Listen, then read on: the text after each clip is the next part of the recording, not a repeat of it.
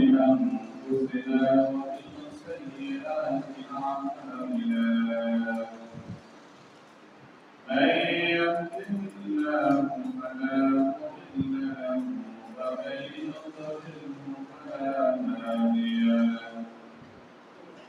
ونشهد أن لا إله إلا الله وحده لا شريك له ونشهد أن سيدنا وسندنا وحبيبنا ومولانا محمد صلى الله تعالى عليه وعلى آله وأصحابه وبارك وسلم أما بعد فأعوذ بالله من الشيطان الرجيم بسم الله الرحمن الرحيم قل هو الله أحد الله الصمد لم يلد ولم يولد ولم يكن له كفوا أحد وقال تعالى بديع السماوات والأرض أنى يكون له ولد ولم تكن له صاحبة وخلق كل شيء وهو بكل شيء عليم صدق الله مولانا العظيم وصدق رسوله النبي الكريم ونحن على ذلك من الشاهدين والشاكرين والحمد لله رب العالمين فلما العلا بكماله كشف الدجى بجماله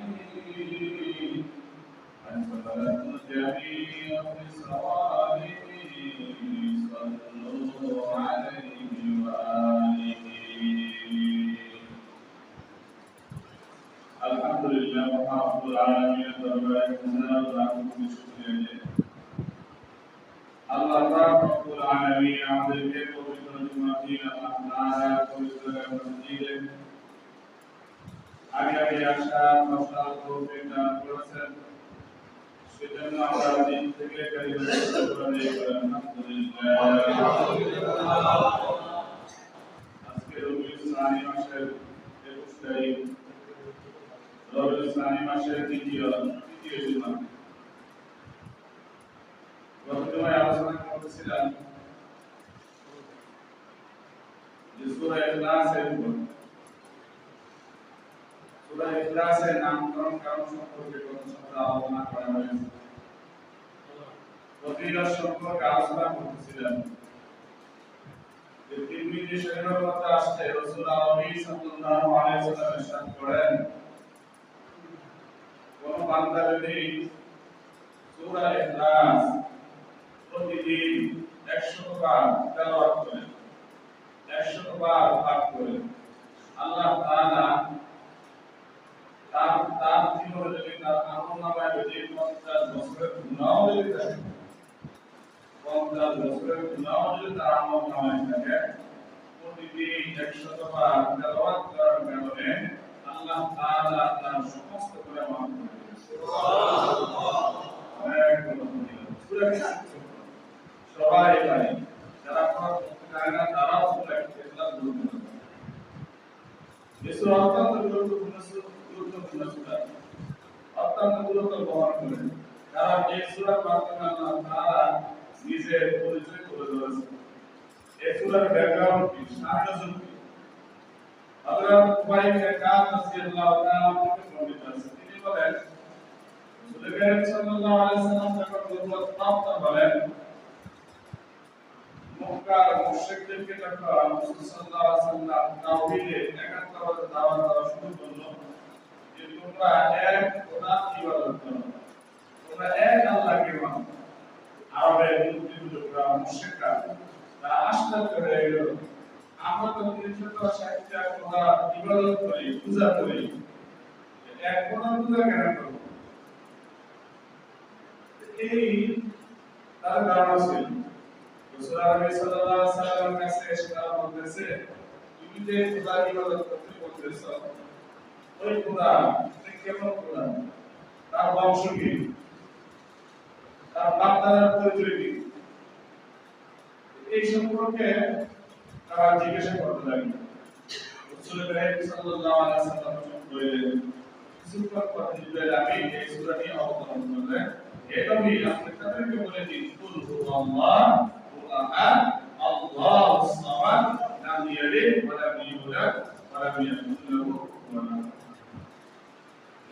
ইবনে কাসিরের মধ্যে আসছে রাসূল সাল্লাল্লাহু আলাইহি ওয়াসাল্লাম যখন মক্কা থেকে হিজরত করে মদিনায় আসলেন, তখন মদিনার ইহুদি যারা আছে তারা রাসূল সাল্লাল্লাহু আলাইহি ওয়াসাল্লাম আসলে এসে বলতেছে, মুহাম্মদ এই আবুল কাসেম ছিল রাসূল সাল্লাল্লাহু আলাইহি ওয়াসাল্লামের উপরা। এই আবুল কাসেম, তুমি যে এক খোদার কথা বলতেছো, আল্লাহর কথা বলতেছো, আমরা তো জানি ফেরেশতা হচ্ছে নূরের তৈরি, মানুষদেরকে মাটি দ্বারা তৈরি করা হয়েছে, ইবলিশকে আগুন দ্বারা তৈরি করা হয়েছে, আকাশকে দুটো জাহাজ দ্বারা তৈরি করা হয়েছে, এরকম ভাবে মাটিকে পানি ফেনা থেকে তৈরি করা হয়েছে। তাহলে তুমি যে খোদার কথা বলতেছো, যে আল্লাহর কথা বলতেছো, তাহলে সে আল্লাহ কিসের তৈরি? স্বর্ণের তৈরি, না রূপার তৈরি, না মণিমুক্তার তৈরি? এভাবে যখন প্রশ্ন করলো, তখন রাসূল করিম সাল্লাল্লাহু আলাইহি ওয়াসাল্লাম তাদেরকে জানিয়ে দিলেন, কুল হুয়াল্লাহু আহাদ, আল্লাহুস সামাদ, লাম ইয়ালিদ ওয়া লাম ইউলাদ ওয়া লাম ইয়াকুল লাহু কুফুয়ান আহাদ। অর্থাৎ হে নবী, আপনি তাদেরকে বলে দিন, কুল হুয়াল্লাহু আহাদ, তিনি আল্লাহ একক, তিনি আল্লাহ একক। দেখেন এখানে আল্লাহ তার এই কথা বলেন নাই, আল্লাহু ওয়াহিদ। আমরা সবাই জানি যে ওয়াহিদ শব্দের অর্থ হচ্ছে এক। যদি আল্লাহ তাআলা এখানে এক করতেন, তাহলে একের জন্য দুই হওয়া জরুরি, দুইয়ের জন্য তিন হবে, তিনের জন্য চার হবে। এই জন্য আল্লাহ তাআলা এখানে ওয়াহিদ বলেন। যদি ওয়াহিদ হতো তাহলে দ্বিতীয় আরেকটা হওয়ার সম্ভাবনা অনেকটাই ছিল। এই জন্য আল্লাহ তাআলা এমন শব্দ এবং লফজ ব্যবহার করেছেন যার আপনার দ্বিতীয় কোনো সংখ্যা নাই, আল্লাহু আহাদ, অর্থাৎ আল্লাহ তাআলা একক। আর মুশরিকরা মনে করত যে তাদের খোদা ৩৬০টা, আল্লাহু আহাদ বলে আল্লাহ তাআলা তাদের দাবিকে প্রত্যাখ্যান করেছেন। ৩৬০ তোমার খোদা নয়, বরং আমি যে আল্লাহ আসমান জমিন গ্রহ নক্ষত্র তোমাদেরকে সবাইকে সৃষ্টি করেছি, আমি হলাম এক অদ্বিতীয়, আর আমার সাথে লা শারীকা, অন্য কোনো শরীক নেই। এজন্য আল্লাহ তাআলা এক, এই কথা আমাদের এলকি এবং বিশ্বাস করতে হবে। যদি আমরা মুসলমান, আমাদের কথায়, আমাদের বলায় আল্লাহ এক আমরা বিশ্বাস করি, কিন্তু দেখা যায় আমরা অধিকাংশ মানুষ আমাদের কর্মকাণ্ডের দ্বারা আমরা এটাই প্রমাণ করি আল্লাহ মহান এক না। অনেক কর্মকাণ্ড আমাদের এখন আছে, কর্মের দ্বারা আমরা বুঝাই আল্লাহ আরেকজন আছেন, কিন্তু কথা এবং বলার দ্বারা যদি বুঝি আল্লাহ তাআলা এক, আর কোনো শরীক নেই। দেখা যায় অধিকাংশ মানুষ যখন অসুস্থ হয়ে পড়ে, আল্লাহ তাআলার কাছে কয়টা প্রার্থনা করে, আল্লাহ আমাকে সুস্থ করে দেন, হে আল্লাহ আমাকে সুস্থ করে দেন। আল্লাহ তাআলার সম্মান আমরা প্রয়োজন করি। অনেকেই কথা বলে, কিছুদিন আগে একজন লোক মারা গেছে, একজন বলতেছে, আমি শুনলাম আগামীকালে যে ডাক্তারে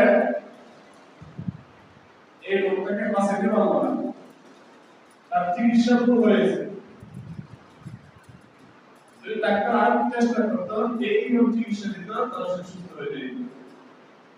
যে লোকটা কোনো মুসলিম মুসলমান মুখে দাঁড়িয়ে আছে, পাঁচ ওয়াক্ত নামাজ পড়ে, তাবলীগ করে, কিন্তু সে কি বলতেছে, ডাক্তার তো এইভাবে চিকিৎসা দিতে তারা অসুস্থ হয়ে যাবে, কারণ তার কর্ম দ্বারা বেরিয়ে গেছে, কর্ম দ্বারা বেরিয়ে গেছে। যদিও আল্লাহ এক সেটা বলে স্বীকার করে, কিন্তু তার এই কর্মকাণ্ডের দ্বারা এই চিন্তা সেটা বুঝতে আছে যে মৃত্যু থেকে বাঁচানোর মালিক আল্লাহ ডাক্তার।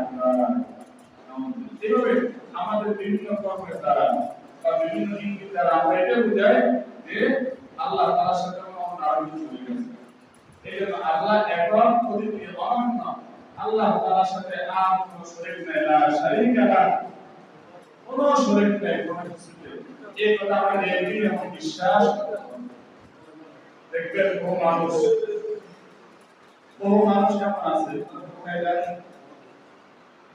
সন্তানের প্রয়োজন, সন্তানের প্রয়োজন দেখা যায় চিকিৎসার জন্য ডাক্তারের কাছে যাওয়ার সুন্নত, চিকিৎসা নেওয়া। তো অনেকে ডাক্তারের কাছে চিকিৎসা নেয়, আল্লাহ তাআলার কাছে যাওয়ার পরে আল্লাহ তাআলা দুনিয়ার কিন্তু উসিলার মাধ্যমে আল্লাহ তাআলা দিয়ে থাকেন দুনিয়ার উসিলায়। এটা আমরা খাইতেছি, আল্লাহ তাআলা আমাদেরকে কাউকে চাকরির মাধ্যমে খাওয়াচ্ছেন, কাউকে ব্যবসার মাধ্যমে খাওয়াচ্ছেন। হ্যাঁ, এক এক লোক আল্লাহ তাআলা এক এক উসিলা খাওয়াইতেছেন। অর্থাৎ দুনিয়ার নিজামটা আল্লাহ তাআলা উসিলা ভিত্তিক বানাইছেন। উসিলা ভিত্তিক আল্লাহ তাআলা মানুষকে দিয়ে দেখেন। আল্লাহ তাআলা উসিলা ছাড়াও দুনিয়াতে মানুষকে দেন। এর দৃষ্টান্ত আল্লাহ তাআলা অনেক দেখেছেন। আল্লাহ তাআলা কখন সম্ভব? কিন্তু দুনিয়াতে স্বাভাবিক নিয়ম হলো, আদত হলো দুনিয়াতে আল্লাহ তাআলা উসিলাই দেন। এই জন্য অসুস্থ হলে ডাক্তারের কাছে চিকিৎসা গ্রহণ করা এটা উসিলা, এটা সুন্নাত করা। একজন মানুষ যদি অসুস্থ হয়ে পুরোপুরি আল্লাহর তাআলা করে, আল্লাহ তাআলা আমাকে যদি সুস্থ করে, সুস্থ করে, এটা তার ঠিক আছে। কিন্তু সে ডাক্তারের কাছে না যায়, সেটাও সে ভুলের মধ্যে আছে। এখন আমার ভুলের পরিপূর্ণ অর্থ হচ্ছে আল্লাহ তাআলা যেহেতু দুনিয়াকে উসিলার মাধ্যমে চালান, এই জন্য আল্লাহ তাআলা আমাকে শক্তি এবং সামর্থ্য দিয়েছেন। এই জন্য আমার শক্তি এবং সামর্থ্য কেন্দ্র করে ডাক্তারও পর্যন্ত যাওয়া, ডাক্তার চিকিৎসা গ্রহণ করার পর বাকি আল্লাহ ছেড়ে দিলেন, তিনি আমাকে সুস্থ করতে পারেন, সুস্থ নাও করতে পারেন। এই জন্য সর্বপ্রথম আমাদেরকে আল্লাহ তাআলা থেকে মুতাওয়াজ্জু, আল্লাহ তাআলা থেকে রুজু করতে হবে। আল্লাহ তাআলাকে চাইতে হবে, আল্লাহ আপনি আমাকে সুস্থ করে দিন।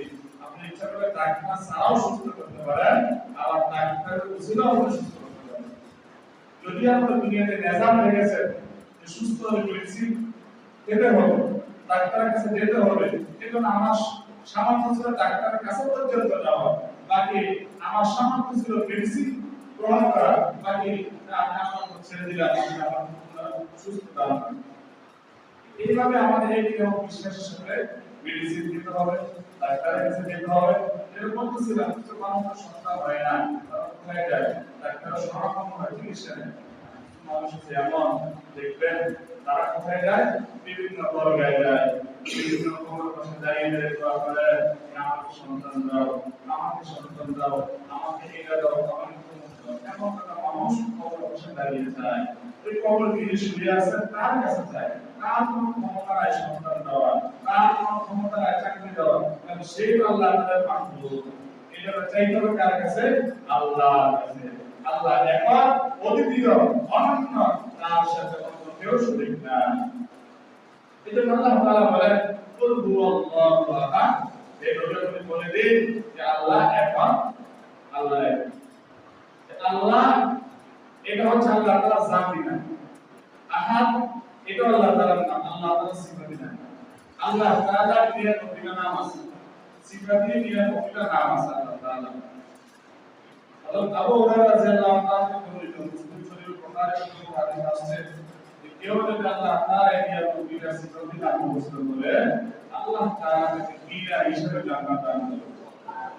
প্রত্যেক সময় যখন আল্লাহ তাআলার দোয়া যায়, আমার দোয়া বলে আপনি রিজিকের অভাব নাই। আল্লাহ তাআলা একমাত্র রাজ্জাক, রিজিক দাতা। কারণ কেউ যদি আল্লাহ তাআলাকে রিজিক চায়, তাহলে আল্লাহ তাআলা রাজ্জাক নাম ধরে আমরা চাইবে, রাজ্জাক আপনি আমাদের রিজিক দেন, আমার ব্যবস্থা করেন। এইভাবে গুনাহ মাফের জন্য গফফার, আল্লাহ তাআলা গফফার নামে সেটাই নাম ধরে আল্লাহ তাআলা এইভাবে আল্লাহ তাআলা সিফাতের নাম নিয়ে যখন দোয়া করা হয় আল্লাহ তাআলা এই দোয়ার সাথে কবুল করেন। যারা বলতেছিলাম আল্লাহ আহাদ, আল্লাহ না, আল্লাহ এর অর্থ আল্লাহ জানি না।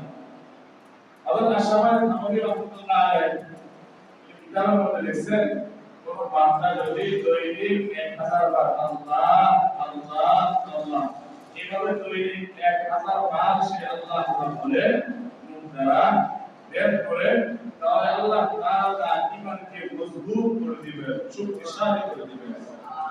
যখন মানুষের ঈমান মজবুত হয়ে যায়, যখন মানুষের ঈমান শক্তিশালী হয়ে যায়, অভাবের মধ্যেও তার পেরেশানি অনুভব হবে না। তার এক পা চলে গেলেও তার কোনো পেরেশান মনে হবে না, তার ছেলেও মারা গেলেও তার কোনো পেরেশান আসবে না। ঈমানটা মজবুত হয়ে যাবে।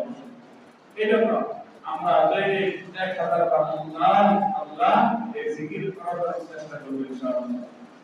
তারপর আল্লাহ তাআলার নাম আহাদ, এটা আল্লাহ তাআলার সিফাতি নাম, এটা আল্লাহ তাআলার সিফাতি নাম। যে আল্লাহ সামাদ নবী রাহমাতুল্লাহ আলাইহি বলেন, কারো যদি সন্তান যদি না হয়, কারো সন্তান হয় অনেক দিন যাবত, আর সামাদ নবী রাহমাতুল্লাহ আলাইহি বলেন যে আহাদ এই শব্দটা লিখে কেউ যদি তার সাথে রাখে তাহলে ওই বান্দাকে আল্লাহ তাআলা এক সময় এই নামে উচিত সন্তান দান করবে। এটা গুরুত্বপূর্ণ নাম, ফজিলতপূর্ণ আল্লাহ তাআলা সিফাত নাম। এটা নাম আমরা ফজিলত। যেটা বলছিলাম যে আল্লাহু আহাদ, যে আল্লাহ একক, দ্বিতীয় আর কেউ নেই। তারপর আয়াত আল্লাহ তাআলা বলতেছেন আল্লাহুস সামাদ, যে আল্লাহ মুকাব্বির, আল্লাহ তাআলা কারো মুকাব্বির নন। যেমন কারকাশ মুশরিকরা মদিনার ইহুদিরা বলতেছিল যে আমরা তো লাত উজ্জা মুকের আমরা ইবাদত করি, ইহুদিরা বলতেছে যে আমরা তো আল্লাহকে মানি, আবার ঈসাকে আল্লাহর পুত্র মানি।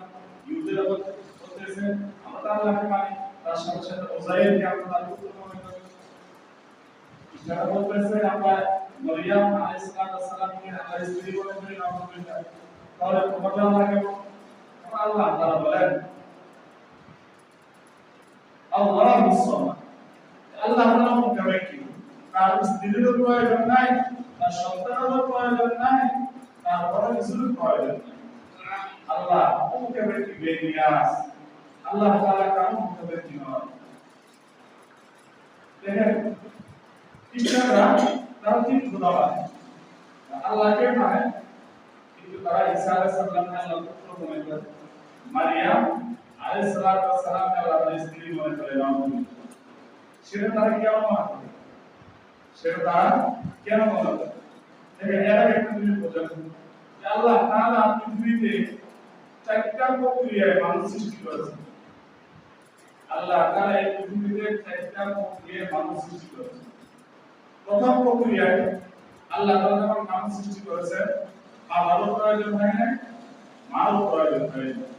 হযরত আদম আলাইহিস সালামকে আল্লাহ তাআলা বাবা মা ছাড়াই তৈরি করেছেন। এটা এক নম্বর প্রক্রিয়া। দুই নম্বর প্রক্রিয়া হচ্ছে হযরত হাওয়াকে আল্লাহ তাআলা আদম আলাইহিস সালাম থেকে তৈরি করেছেন। আদম আলাইহিস সালামের থেকে, তার থেকে আল্লাহ তাআলা হাওয়া আলাইহিস সালামকে সৃষ্টি করেছেন। এটা দুই নম্বর প্রক্রিয়া। তিন নম্বর প্রক্রিয়া হচ্ছে যে তারপর আল্লাহ তাআলা আদম এবং হাওয়ার মাধ্যমে, মা বাবার মাধ্যমে আমরা দুনিয়াতে আসছি। অর্থাৎ আল্লাহ তাআলা দুনিয়াতে মা বাবার উসিলা আমাদের প্রেরণ করেছেন। এটা তিন নম্বর প্রক্রিয়া। চার নম্বর প্রক্রিয়া আল্লাহ তাআলা ছাড়াই শুধু মার হবে, মার মাধ্যমে দুনিয়াতে আল্লাহ তাআলা মানুষ সৃষ্টি করেছেন হযরত ঈসা আলাইহিস সালাম। আল্লাহ তাআলা এখানে চারটা প্রক্রিয়া দেখেন। প্রথম প্রক্রিয়া বাবা মারা গেলেন, দুই নম্বর প্রক্রিয়া বাবার মানুষের প্রয়োজন রয়েছে, এটা দেখাইছে। তিন নম্বর প্রক্রিয়া বাবা মার উসিলা আল্লাহ তাআলা মানুষ তৈরি করেছেন আমাদেরকে। চার নম্বর প্রক্রিয়া মার মাধ্যমে বাবা ছাড়া আল্লাহ তাআলা দুনিয়ার সন্তান তৈরি করেছেন। এরপর আল্লাহ তাআলা এটা বুঝিয়েছেন, হে দুনিয়ার সকল সম্পদ জেনে রাখো, আমি আল্লাহ এমন পুত্র ওয়ালা, আমি মানুষ তৈরি করতে পারি, বাবারও প্রয়োজন নাই, মাও প্রয়োজন নাই।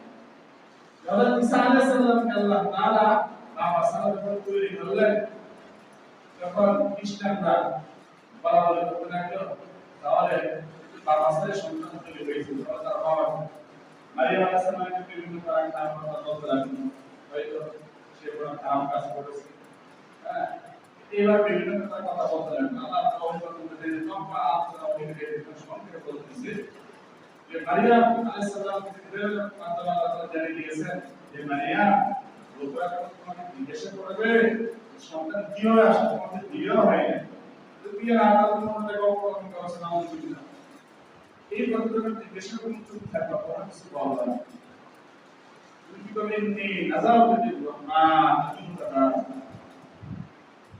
তখন মারিয়াম সাল্লাল্লাহু আলাইহি ওয়াসাল্লাম বললেন তুমি তোমার সন্তানের দিকে কি করবা আমাকে জিজ্ঞাসা করো সন্তানকে জিজ্ঞাসা করো যখন মারিয়াম আলাইহিস সালাম এর কথা কোনো উত্তর দিচ্ছেন না সন্তানের দিকে কি করতে তাকে জিজ্ঞাসা করো লোকেরা মারিয়াম আলাইহিস সালামকে বলতে লাগলো তোমার কি মাথা খারাপ হয়ে গেছে এক তো বাবা ছাড়া সন্তান জন্ম দিয়েছো এটা পর্যন্ত শিশুর সাথে আমার কথা বলতাম এটা মাত্র পুষ্ট হয়ে গেছে কেমন করে কথা বলবে এই কথাটা লোকদের বলা হলে কথা লাগবে সাথে সাথে ঈসা আলাইহিস সালাম পুরো শুরু করলেন ইন্নী আব্দুল্লাহ আমি আল্লাহর সন্তান না ইন্নী আব্দুল্লাহ আমি আল্লাহর গোলাম আমি আল্লাহর সন্তান না আদানি আল কিতাব আমাকে আল্লাহ তাআলা কিতাব দিয়েছেন হ্যাঁ আল্লাহ তাআলা আমাকে তাওরাত দিয়েছেন আমাকে নির্দেশ দিয়েছেন আমাকে সালাত নামাজ আদেশ দিয়েছেন হ্যাঁ আল্লাহ তাআলা আমাকে বিধান দিয়েছেন রোজা বিধান দিয়েছেন এবার যখন শিশু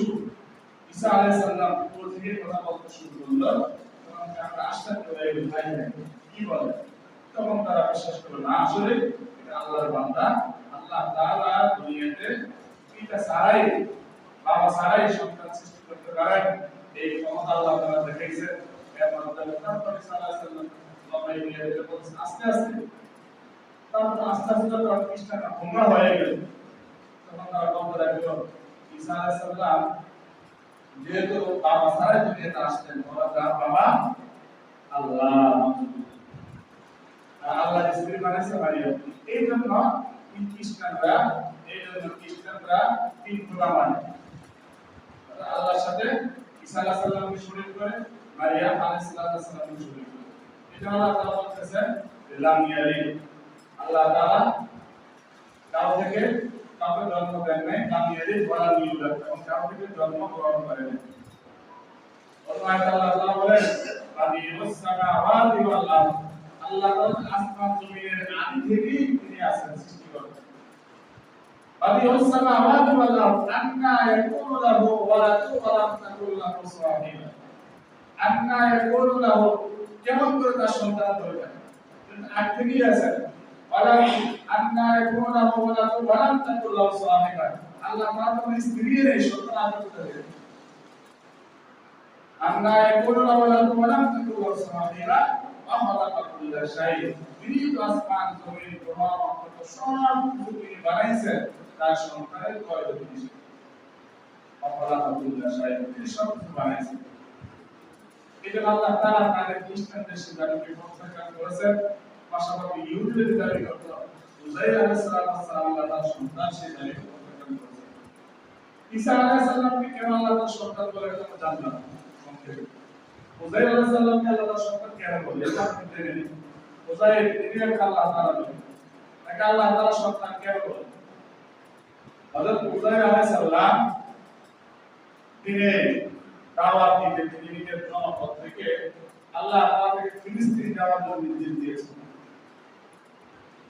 হযরত উযাইর আলাইহিস সালাম ফিলিস্তিনে গেলেন ফিলিস্তিনে সেখানে যাওয়ার পর দেখলেন সেখানে একেবারে ঘর বাড়ি একেবারে অস্তিত্ব নাই মানুষের বাড়ি হচ্ছে জীর্ণ শীর্ণ ভাঙ্গা এগুলা ওই জালেম একজন সম্রাট ছিল সে এসে এখানে উত্তারাজ করে বাড়ি ঘর সব কিছু ভাঙচুর করছে এমন একবারে বাড়িঘর ছিন্ন ভিন্ন মানুষের গাছপালা সব কিছু ছিন্ন ভিন্ন করে দিয়েছে দেখতে পাওয়া হয় এখানে বহু আগে মানুষের বসবাস ছিল কিন্তু এখন এখানে মানুষ বসবাস করবে এই উপযোগী 100 বছর হবে না দেখি আমরা মনে ভয়ঙ্কর এক দৃশ্য ছিল আল্লাহ তাআলা উযাইর আলাইহিস সালামকে নির্দেশ দিয়েছেন যা তুমি সেই জনপদে যাও সেখানে গেলে সেই জনপদকে আমি আগের মতো উর্বর করে দিই এখানে জনবসতি লোকালয় আগের মতো বসবাস করি। তো উদাহরণ সেখানে যাওয়ার পরে অবস্থা দেখে কিন্তু ভাবলেন যে আল্লাহ এখানে যা অবস্থা হয়েছে এটাকে আল্লাহ আপনি কেমন করে সেটাকে আবার উর্বর করবেন, লোকালয়ে সেটাকে পরিণত করবেন। তখন আল্লাহ তাআলা উদাহরণ লক্ষ্য করে বলছেন, তুমি কি অরাধ থাকো, তুমি কি এটা বিশ্বাস করতেছো না? বিশ্বাস করে আপনি সবই পারবেন, কেমন করে পারবেন, কেমন করে করবেন আমার বুঝে আসতেছে। কিন্তু মানুষের এখানে কিছু নেই, কোনো চিহ্ন নাই, পানি নেই, সব কিছু বিরাট হয়ে পড়ে আছে। এখানে আপনি কিভাবে জনবসতি আবার স্থাপন করবেন আমার বুঝে আসতেছে। কোথায় থেকে মানুষ আসবে, কোথায় থেকে কি আসবে এখানে? আল্লাহ তাআলা বললেন, তুমি দেখতে চাও, বুঝতে চাও? আল্লাহ তুমি দেখতে চাও, বুঝতে চাও, কিভাবে মনে করো? তখন আল্লাহ তাআলা বললেন, তুমি এখানে আসছো কি করবা? হে আল্লাহ, আমি যে বাহন করে আসছে আমার গাধাটা, এটাকে আমি একটা গাছের সামনে আমি বাঁধতে চলে যাচ্ছি। তারপর তুমি কি করবা? হে আল্লাহ, আমি বিশ্রাম নিই, আমি এখন ঘুমাবো। এই যে একটা বাংলা একটা জিনিস স্থান জায়গা রেখে গেছে, ছায়া দেখা নিয়ে গেছে, ছায়ায় আমি ঘুমাবো। আল্লাহ তাআলা বলেন, ঠিক আছে তুমি ঘুমাবে। ওটা আসলে ঘুমাবে। ওটা আসলে বাসা থেকে আসার পথে রুটি এবং কিছু খাদ্য পানীয় নিয়ে আসছে, কিছু খেয়ে তিনি ঘুম দিলেন। ঘুমানোর পর আল্লাহ তাআলা এই যে প্রজার সালাম ঘুম দিলেন, এইভাবে 100 বছর ঘুমানো, 100 বছর একবার 100 বছর পর আল্লাহ তাআলা তাকে আবার জাগ্রত করলেন। এবং থেকে তো সূর্য উঠল, উঠে সে মনে করছে সকালে ঘুমাইছে, সন্ধ্যার আগে সে ঘুম থেকে উঠছে। কারণ সে যদি সকালবেলা ঘুমাইছিল, এখন ঘুম থেকে উঠে দেখতেছে যে সূর্য ডুবে ডুবে ভাব, কারণ সে সকালবেলায় ঘুমাবে সন্ধ্যা। এখন সে গাধা দিকে তাকিয়ে দেখতে তার গাধা নাই, গাছও নাই। গাধা গেল কোথায়? গাছের কোনো নিশানা হয়, চিহ্ন হয়। তো সকাল রাত বিকালের মধ্যে গাছ উধাও হয়ে যাবে, এটা অসম্ভব। এটা তো পাশাপাশি দিকে তাকালেন, দেখলেন ওটা করতে করতে খাবার দাবার সব ঠিকই আছে। এখন আল্লাহ তাআলা চেষ্টা করলেন, জোরাইল আচ্ছা বলতো দেখি তুমি কত সময় ধরে ঘুমাইছো? সূরা বাকারা পড়তে আসছে। তখন মুসা আলাইহিস সালাম বলতেছি, আল্লাহ আমি তো একদিনের কিছু অংশ ঘুমাইছি। মুসা আলাইহিস সালাম এই কথা বলা না, তুমি একদিনের কিছু অংশ ঘুমায়, বরং তুমি 1,100 বছর তুমি ঘুমাইছো। মুসা আলাইহিস সালাম বললেন, কেমন করে সম্ভব 100 বছর ঘুমাইছি? আমি ভাই কিছু করে ঘুমাইছি, আমার এটা মনে হইতেছে। আল্লাহ বলছেন, না তুমি যাও, তোমার গাধাটা যেখানে পাইছো সেই জায়গা তোমার মনে আছে, তোমার মনে আছে তো জায়গা, সেখানে গিয়ে দেখো তো। তোমরা সঙ্গে গিয়ে দেখো সেখানে গাছের কোনো চিহ্ন ইশারাও দেখছো। আল্লাহ তাআলা বললেন, যাও তুমি যেখানে গাধা পাচ্ছ এখানে বালু দিছো, তুমি এবার বালু সরাও, কিছু পাওনি না। বালু শুয়ে দেখলো যে গাধার হাড্ডি, কঙ্কাল, মাথা, খুলি এগুলো দেখা যাচ্ছে। তোমরা সঙ্গে যে আল্লাহ আমার গাধার গাধার হাড্ডি, কঙ্কাল একদিনে এটা কঙ্কাল হয়ে যাবে কিভাবে? আল্লাহ তাআলা বলেছেন, উযাইর একদিন নয় বলে 100 বছর, 100 বছর। তখন উযাইর সাল্লাল্লাহু বলেন, আল্লাহ তাহলে এই যে খাবার গুলো এখন ঠিক আছে, পানির গুলো এখন ঠিক আছে, রুটিটা এখন তাজা আছে, খাবারটা এখন কিভাবে করতে আছে?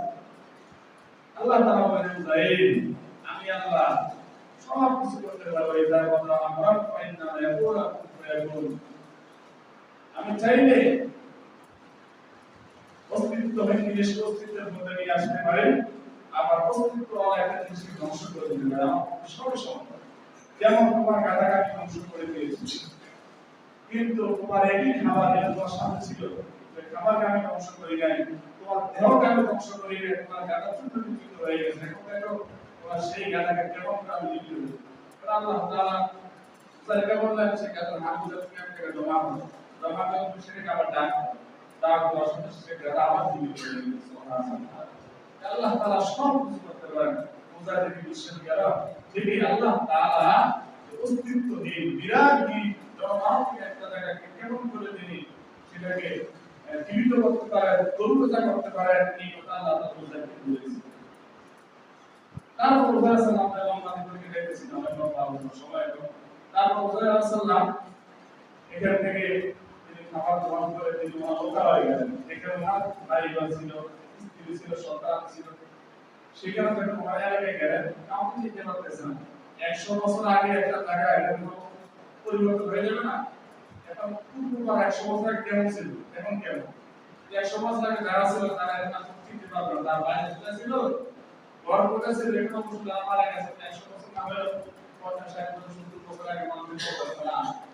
এখন তারা কি হতে পারবে, বাইরে বা ঘরে যায়, এটা চিনতে পারবে। ঘোড়া কেমন ছিল, রাস্তা কেমন ছিল, মসজিদ কেমন ছিল, সব পরিবর্তন হয়ে গেছে। 100 বছরের মধ্যে কেমন পরিবর্তন হতে পারে?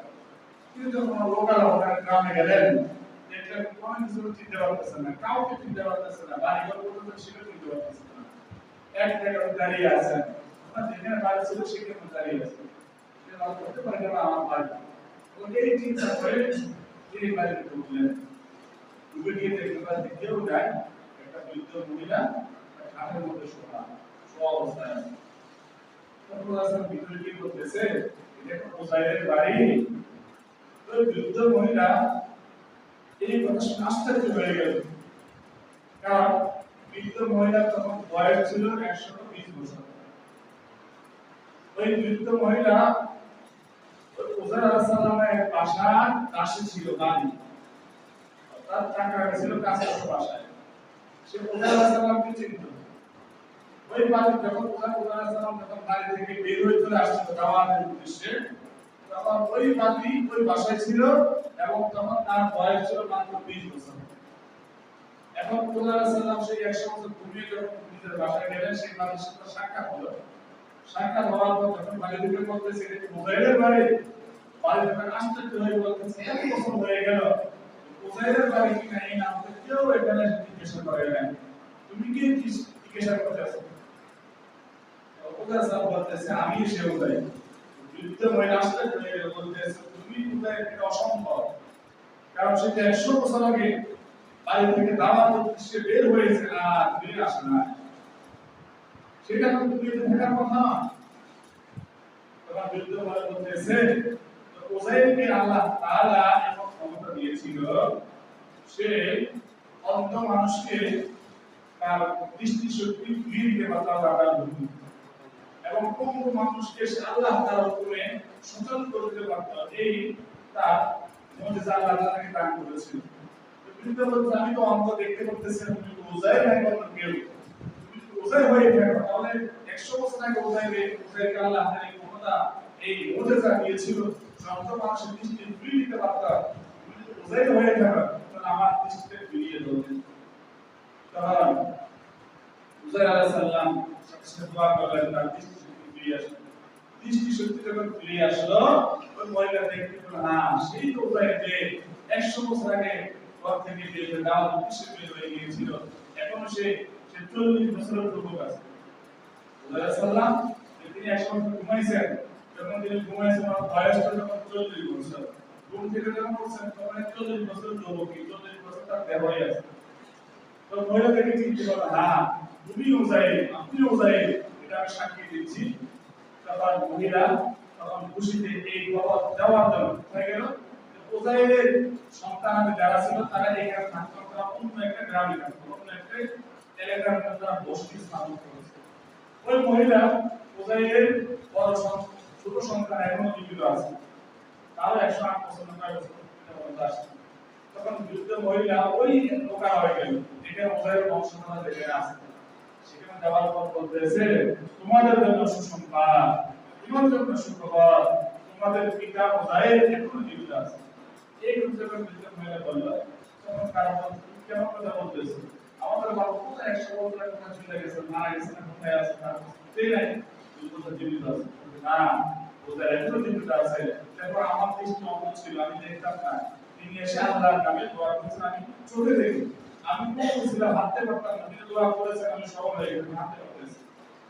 এটা যখন বললাম তখন উজাইরের যে ছেলে ছিল এবং তার নাতি ছেলেরা সবাই তো বৃদ্ধ হয়ে গেছে, সবাই বৃদ্ধ, কারো 100 বছর, কারো 120 বছর, বৃদ্ধ অবস্থায় তখন মহিলা প্রতিষ্ঠানের সবাই তখন সেই পুরো বাড়িতে গেল গিয়ে দেখতেছে হ্যাঁ সব সেখানে বসে আছে তখন ছেলে দেখে চিনতে পারতেছে না তখন বলতেছে আমার একটু মনে আছে ছেলে বলতেছে আমার বাবা আমাদের মাসকে একটা বড় তিল ছিল এই তিল থাকে তাহলে বুঝতে পারবো আপনি আমার বাবা হবেন যখন তুমি চেক দাও হলো ছেলে যখন দেখলো হ্যাঁ ওই তিলটা এখনো আছে তারপর বললাম হ্যাঁ আপনি আমার বাবা এই কথা ওনাকে জানার কথা বলেন যাই হোক যেটা বলছিলাম তারপর তখন ইহুদি সম্প্রদায় গোষ্ঠীর যে কিতাব ছিল এই সমস্ত কিতাব যে জালেম বাদশা সবগুলো জ্বালিয়ে দিয়েছিল ইনজিলের তাওরাত আর কোনো কপি ছিল না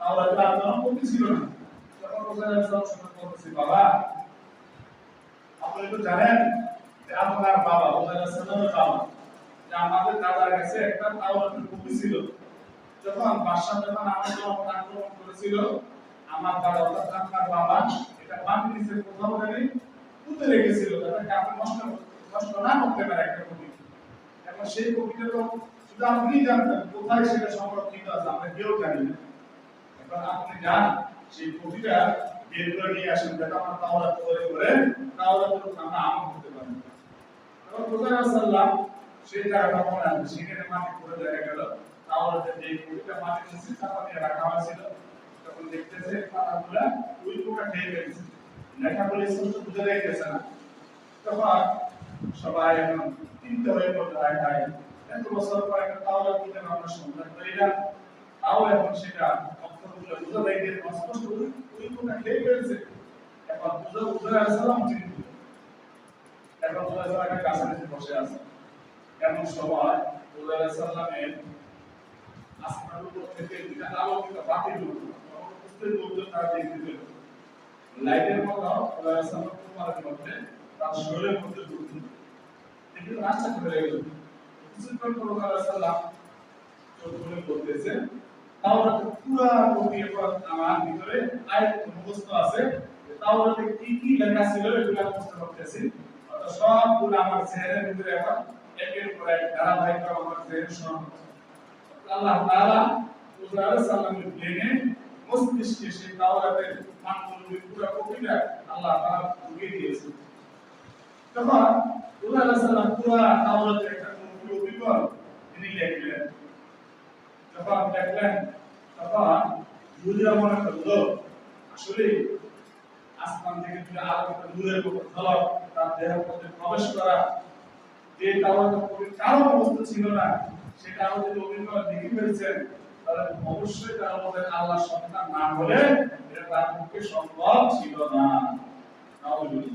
এটা ইহুদিরা তখন উজারা সাল্লামকে আল্লাহ সন্তান বলতে লাগে তখন কে উজারা সন্তান বলতে লাগে আল্লাহ সন্তান বলতে লাগে আল্লাহ সন্তান নাম এগুলো আল্লাহ তাআলা বলতেছেন وقالت اليهود وعزير ابن الله وقالت النصارى উজারা সাল্লামকে ইহুদিরা যে আল্লাহ তাআলা সন্তান বলে সম্বোধন করে এরা বলতেছিলেন এই খ্রিস্টানদের বাণী ঈসা আলাইহিস সালাম সন্তান ইহুদিদের বক্তব্য ঈসা আলাইহিস সালাম সন্তান তাদের এই দাবিকে প্রত্যাখ্যান করে আল্লাহ তাআলা বলেছেন লা ইয়ালিদ ওয়া লা ইউলাদ আল্লাহ তাআলা কাউকে জন্ম দেন নাই এবং আল্লাহ তাআলা কারো কাছ থেকে জন্ম নেন নাই ওয়া লা ইয়াকুল লাহু কুফুয়ান আহাদ আর আল্লাহ তাআলা সমকক্ষ কেউ নাই আল্লাহ তাআলা এক পবিত্র তার কোন শরীক নাই লা শারীকা লাহু সমস্যা হয়ে গেছে তো আলোচনা করলাম আল্লাহ তাআলা এমন বুঝা এবং আমাদের বিষয়কে আমরা প্রত্যেককে আমল করতে দান করুন।